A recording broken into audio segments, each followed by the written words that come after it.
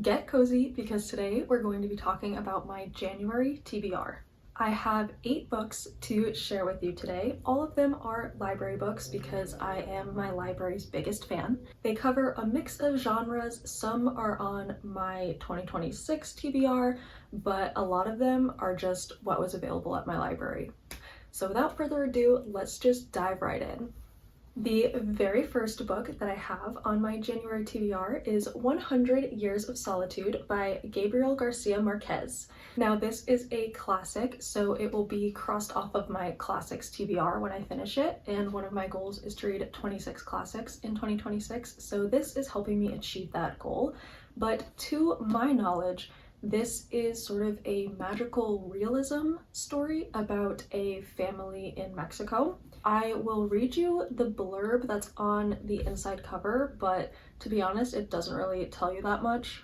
100 Years of Solitude tells the story of the rise and fall, birth and death of the mythical town of Macondo through the history of the Buendia family.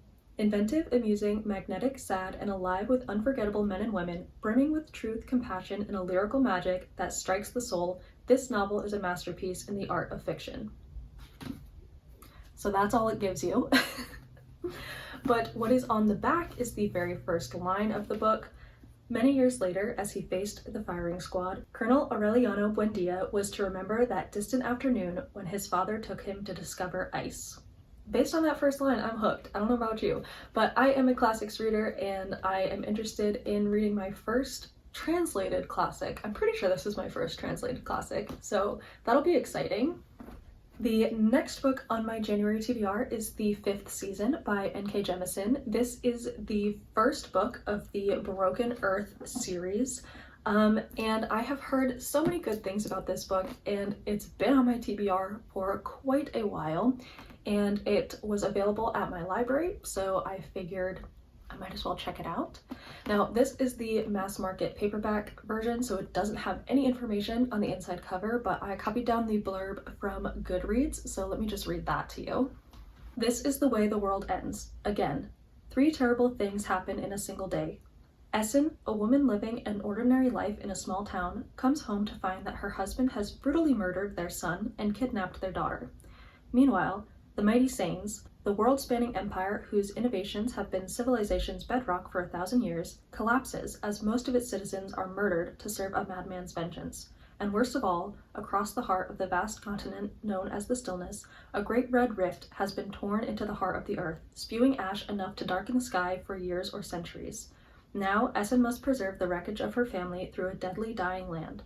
Without sunlight, clean water, or arable land, and limited stockpiles of supplies, there will be war all across the Stillness, a battle royale of nations, not for power or territory, but simply for the basic resources necessary to get through the long dark night. Essen does not care if the world falls apart around her. She'll break it herself, if she must, to save her daughter. So as a lover of the fantasy genre, this sounds right up my alley. I mean, the world covered in ash, a woman's journey to save her daughter from her crazy husband. I am totally sold, and I am very excited to finally get to start this series. Next up, we have On Earth We're Briefly Gorgeous by Ocean Vuong. I don't know that much about this book, it's very short, but what I do know is that it will probably cause me to cry ugly tears. As we have established, let me read you the blurb from the inside cover. You're a mother, Ma. You're also a monster, but so am I, which is why I can't turn away from you. On Earth We're Briefly Gorgeous is a letter from a son to a mother who cannot read. Written when the speaker, Little Dog, is in his late 20s, the letter unearths a family's history that began before he was born. A history whose epicenter is rooted in Vietnam and spans to Hartford, Connecticut, and serves as a doorway into parts of his life his mother has never known, all of it leading to an unforgettable revelation. At once a witness to the fraught yet undeniable love between a single mother and her son, On Earth We're Briefly Gorgeous is also a brutally honest exploration of race, class, and masculinity, asking questions central to our American moment, immersed as we are in addiction, violence, and trauma, but undergirded by compassion and tenderness. It is as much about the power of telling one's own story as it is about the obliterating silence of not being heard. So already, I can tell this will make me cry. Again, it's pretty short, so it's not too intimidating, but I have a feeling every page is going to pack a punch. So that is the first literary fiction piece on my January TBR. Next up, we have Piranesi by Susanna Clarke. I don't know about your recommendations, your algorithm, but I feel like this book has been everywhere. It's all that I can see. Again, it's pretty short, so I feel strongly that I will be able to read it in January. What is the genre that I want to call this? Not speculative fiction, but like, what is that? Like, whimsical? I don't know what genre this is. It'll come to me eventually, and I'll interrupt myself later in the video, but let me read you the blurb. Piranesi's house is no ordinary building. Its rooms are infinite, its corridors endless, its walls are lined with thousands upon thousands of statues, each one different from all the others. Within the labyrinth of halls, an ocean is imprisoned. Waves thunder up staircases, rooms are flooded in an instant. But Piranesi is not afraid. He understands the tides as he understands the pattern of the labyrinth itself. He lives to explore the house. There is one other person in the house, a man called the Other, who visits Piranesi twice a week and asks for help with research into a great and secret knowledge. But as Piranesi explores, evidence emerges of another person, and a terrible truth begins to unravel, revealing a world beyond the one Piranesi has always known. So this sounds like, oh my gosh, what is that word that I want? I can't think of it. It's gonna drive me crazy. But this sounds like a very sort of like ethereal mystery. And I've heard nothing but good things about this book. And let's just take a moment for this inside cover. Is that not the most beautiful thing that you have ever seen? I am very intrigued to read this. Next up, we have our first and I believe only nonfiction that's on my TBR this month. This is Solito by Javier Zamora. It is a memoir. I actually started this on audio in December, and I decided that I really wanted the physical book to read along with because I already know that this is going to be another book that makes me cry ugly tears. And I felt like an audiobook might not be the format that I want to cry into. I feel like I might want to cry into the physical book. Trip. My parents started using that word about a year ago. One day, you'll take a trip to be with us, like an adventure.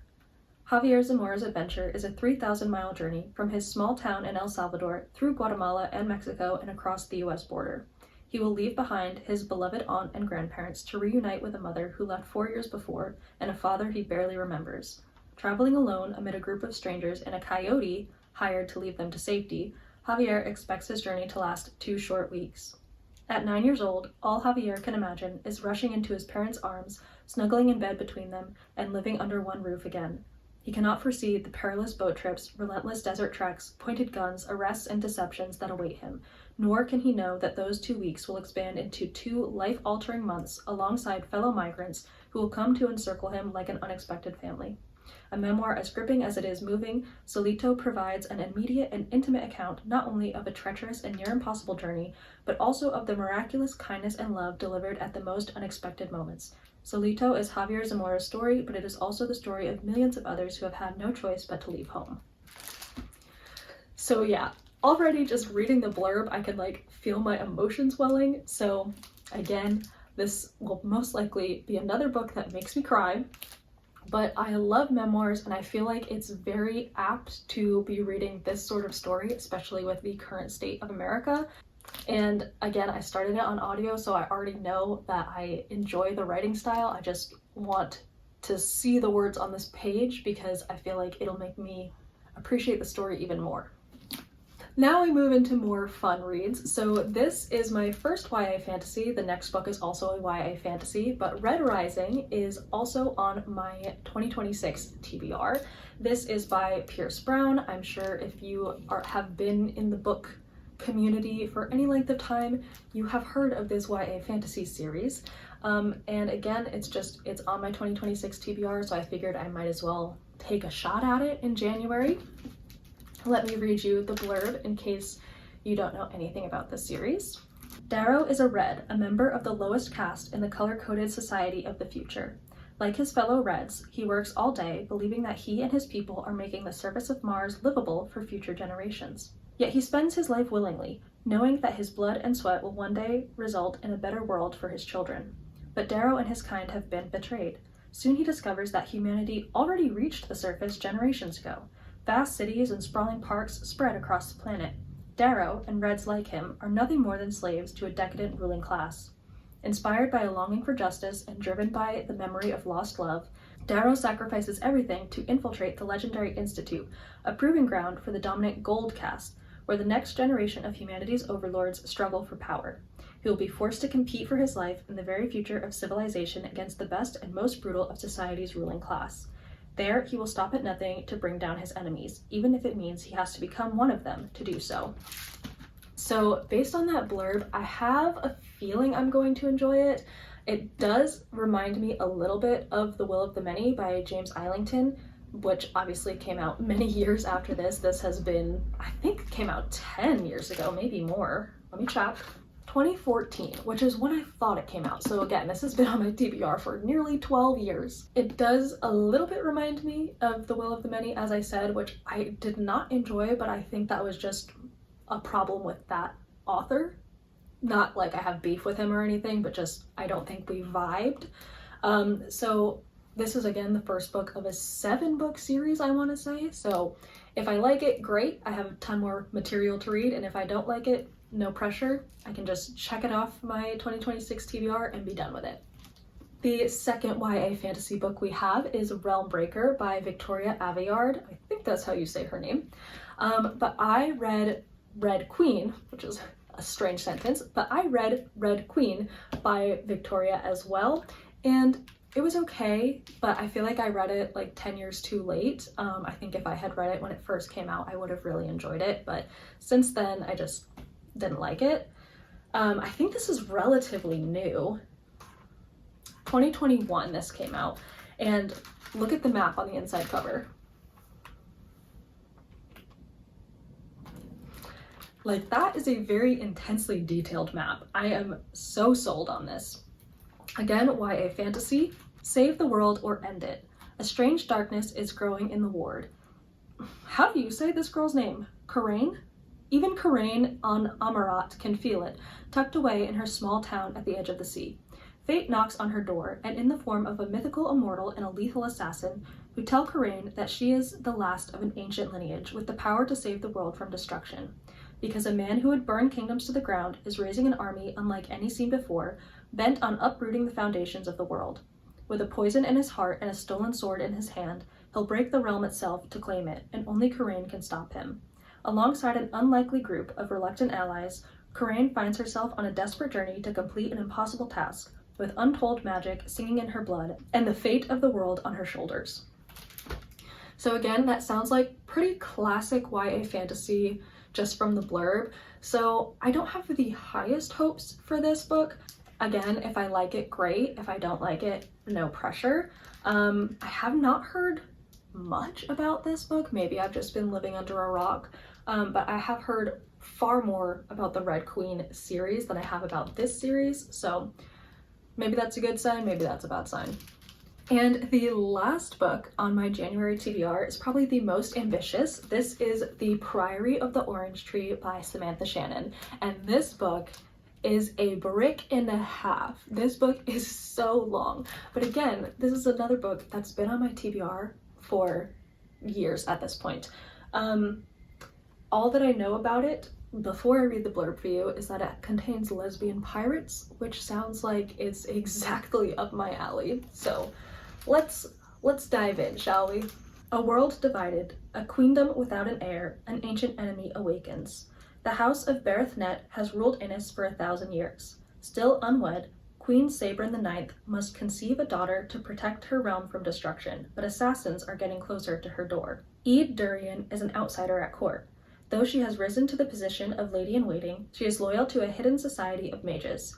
Ede keeps a watchful eye on Sabrin, secretly protecting her with forbidden magic. Across the sea, Tane has trained all her life to be a dragon rider, but is forced to make a choice that could see her life unravel. Meanwhile, the divided East and West refuse to parley, and forces of chaos are rising from their sleep. Honestly, that blurb kind of gives us nothing, so I am still going in as blind as I was before. Except now I know that there's dragons because, well, there's a dragon on the cover, but now I know that it's actually relevant. I don't think I'm going to be able to finish, let's see how many pages are in this thing. 830 in this particular edition, so I really don't think I'll finish this in January. I will probably finish it sometime in February, especially because I'm still working on other books that are not on this specific library TBR. I have, you know, ebooks, audiobooks, other physical books that are not right here with us. So I don't think I will finish this in January. I'd love to at least start it. But this is not YA fantasy, but can you say adult fantasy? I don't know if that's, is that stupid of me to say that I don't know if adult fantasy is a genre? Is it just general fantasy? According to my library, it is just general fantasy. But I am very much excited to have checked out all of these books for my library. My library system is amazing, and I get a total of 9 weeks with these books as long as nobody else requests them while I have them checked out. So I really do have until like the end of February to read all these, so don't get it twisted. I'm not gonna finish these, what's today? The 8th. I'm not gonna finish these in the next 23 days. That would be pretty insane. But I hope to finish them all within the next 9 weeks. I hope this video inspired you to use your local library. Let's just do a little library PSA, all right? Even if you live in the most rural of areas, this is specific to the United States. I don't know about the library systems in other countries, but even if you live in the most rural of areas in the United States, your local library can request books from all around. In mine, it's the entire state and also other states because I live somewhere that's pretty small. We can even request books from other states. They get sent to my library and the library notifies me when the books are available. Even if you are in college, your college can usually request books from multiple different library systems. Libraries are an amazing resource. You can do pretty much anything at a library. So if you are someone who thinks, oh, I live in this really small town, my library is not going to have a great selection, why don't you go check it out and see what you can see. My library system also has an amazing service where if you cannot physically make it to the library has a book van that will come to you and drop your books off for you. So even if you are not someone who can physically go to the library, look at their website, call them up, and see what services could be available to you. Again, this is specific to the United States library systems. Your country might have a library system that's just as good, if not better. Your other country might also have a not as great library system. I can't speak to that. I just know, at least where I live and places that I have lived, I've lived across the entire United States, okay? A lot of people underutilize their library, and that's my TED Talk. So here's my call to action. Go check out your local library and let me know what books you will be reading this January. Thank you so much for watching, and I will see you soon.